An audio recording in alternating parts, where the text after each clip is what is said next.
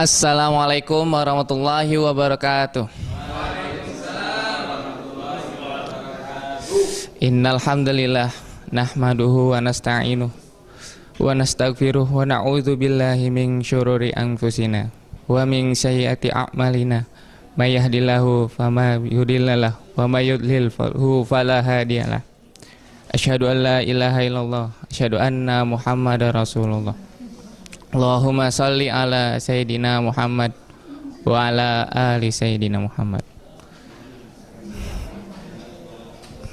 Sebelum saya menyampaikan tema dari ceramah ini, saya ingin memberikan sebuah kisah ya. Jadi mungkin ada seseorang di antara kita pernah bertanya, Allah itu nggak adil. Allah itu nggak adil. Mungkin ada di antara kita, ada teman-teman kita bertanya seperti itu kepada kita. Dia mengatakan bahwa Allah itu nggak adil. Lalu dia menceritakan keluh kesahnya. Apa buktinya Allah itu nggak adil? Buktinya saya setiap perintahnya selalu saya lakukan, sunnahnya selalu saya kerjakan, sedekah saya tidak lupakan, zakat saya keluarkan setiap tahun. Tapi mengapa setiap saya berdoa sampai saat ini saya belum dikabulkan? Ya, mungkin kita pernah ada di antara kita juga mungkin terpikir seperti itu, atau bahkan orang lain. Kalau ketika ada seseorang bertanya begitu, maka saya ingin mencoba memberikan jawaban bahwa sebenarnya kita tinggal katakan kepada yang bertanya itu tinggal gini, akhi, apakah antum pernah terus dia menambah lagi keluhannya gitu, bahwa mengatakan ada lagi orang yang jarang sholat, ada orang yang sunnahnya juga nggak pernah gitu, sedekah apa lagi, tapi ketika dia berdoa hari ini, besok dia akan dikabulkan. Mana keadilan Allah?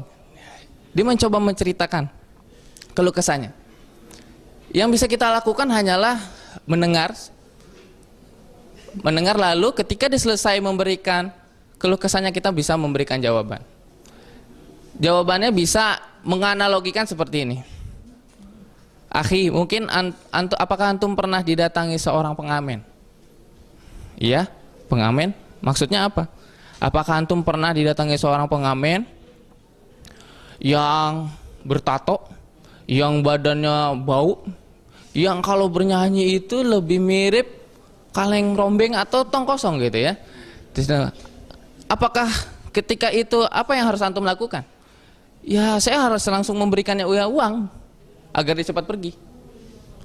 Bagaimana kalau ketika saat itu pengamen yang datang adalah Fatin ya? Bagaimana ketika yang datang adalah Fatin? Dia berjilbab, suaranya merdu, wangi, ya. Apa yang akan antum lakukan? Ya, ana akan mendengarkan suara tersebut sampai habis. Mungkin saya akan meminta dia menyanyikan satu lagu lagi, bahkan kalau perlu satu album. Ya. Nah, dari kisah itu bisa kita langsung menyimpulkan, seperti itulah keadaan antum sekarang. Mungkin ketika ada orang yang antum anggap buruk perangainya, ibadahnya jelek, Allah itu ingin segera, ketika dia berdoa itu dia ingin segera langsung mengabulkan permintaannya, karena Allah sudah muak apa yang dia ucapkan. Jadi Allah ingin segera memberikannya agar dia tidak berdoa lagi sama Allah. Namun lain dengan antum. Antum itu soleh gitu ya. Antum itu ibadahnya sangat baik, segala perintahnya antum kerjakan. Karena itu ketika antum meminta sesuatu, termasuk mungkin menikah ya, itu Allah tangguhkan. Karena Allah ingin mendengar suara-suara antum di setiap doanya, suara-suara antum di dalam tangisannya. Ketika ingin dikabulkan, mungkin Allah akan mengatakan pada malaikat, tahan dulu, saya ingin mendengar hambaku ini meminta lebih lama padaku, gitu ya. Itulah dari kisah itu kita bisa ambil itu bahwa ya mengambil perintah bahwa mengambil pelajaran mengenai prasangka ya.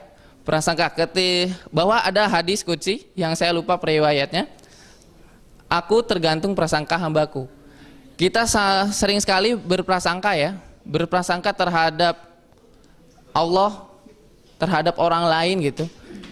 Itulah keseharian kita sehari-hari. Bahkan di dalam surat Al-Hujurat ayat 12, ya a'udzu billahi minasyaitonir rajim. Ya ayyuhalladzina amanu jtanibu katsiran minaz zanni inna ba'daz zanni ismu wa la tajassasu wa la yaghtab ba'dukum ba'da ayuhibbu ahadukum ayyakula lahma akhihi maitan fakarihtumu wattaqullaha innallaha tawwabur rahim. Yang artinya, wahai orang-orang yang beriman, jauhilah banyak dari prasangka. Sesungguhnya sebagian prasangka itu dosa. Dan janganlah kamu mencari kesalahan orang lain, dan janganlah ada di antara kamu yang menggunjing sebagian yang lain. Apakah ada di antara kamu yang suka memakan daging saudaranya yang sudah mati? Tentu kamu merasa jijik, dan bertakwalah kepada Allah. Sungguh Allah Maha penerima taubat dan Maha penyayang. Prasangka itu lekat dengan kita ya. Bahkan ketika itu pernah setelah perang Hunain, sahabat Ansor waktu itu pernah berprasangka kepada Rasulullah bahwa ketika saat itu melihat Rasulullah lebih banyak membagikan harta rampasan ke perang kepada saudara-saudaranya, kepada kerabatnya, kepada Abu Sofyan. Saat itu mungkin para sahabat langsung berprasangka buruk bahwa Rasulullah sudah lupa dengan kita, bahwa Rasulullah kini sudah bersama dengan kerabatnya. Ada juga yang sahabat lain mengatakan, ya Allah ampunilah Rasul kami, mungkin dia telah lupa. Ucapan-ucapan tersebut terdengar sampai di telinga Rasulullah, dan akhirnya Rasulullah mengatakan, mungkin di antara kita pernah mendengar bahwa apakah kalian tidak rela jika mereka membawa harta-harta dan harta rampasan perang sedangkan kalian membawa aku gitu. Jadi sebenarnya kita tidak pernah tahu apa di balik hikmah yang kita rasakan. Bahkan jauhilah prasangka karena prasangka itu lebih dekat kepada dosa. Terima kasih. Wassalamualaikum warahmatullahi wabarakatuh.